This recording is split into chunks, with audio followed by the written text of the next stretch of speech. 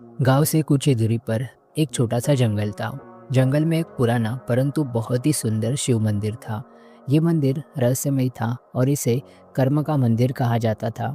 कहा जाता था कि जो भी इस मंदिर में सच्चे मन से अपनी समस्या लेकर आता, उसकी इच्छा पूरी हो जाती थी, लेकिन केवल तभी जब वो अपने कर्मों से सही रास्ता चुने। रामू एक गांव का साधारण किसान अपनी गरीबी और कठिनाइयों से तंग आकर इस मंदिर में पहुंच गया। उसके पास न खेत ठीक से थे और न घर। उसने भगवान शिव से प्रार्थना की, हे भोलेनाथ, मेरी गरीबी दूर करे। मैं मेहनत करने को तैयार हूँ, पर मेरी किस्मत ही खराब है। उस रात रामू को सपना आया। एक गूंजती हुई आवाज ने कहा, तुम्हें अपनी गरीबी से बाहर निकलने का रास्ता खुद खोजना होगा।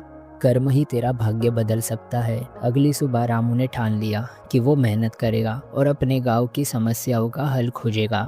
उसने गांव के आसपास एक पुराना बंजर मैदान देखा। उसने सोचा, अगर मैं इस जमीन को अच्छे से इस्तेमाल करूंगा तो पूरा गांव खुशहाल हो सकता है। रामू ने अकेले ही उस बंजर जमीन पर काम करना शुरू कर दिया। कई लोग उसका मजाक उड़ाते, लेकिन रामू बिना रुके मेहनत करता था। धीरे धीरे कुछ गांव वाले उसकी मदद करने लगे। एक साल में वो बंजर जमीन एकदम हरे भरे खेतों में बदल गई। जब पहली फसल हुई तो रामू और गांव वाले बहुत ज़्यादा खुश हुए।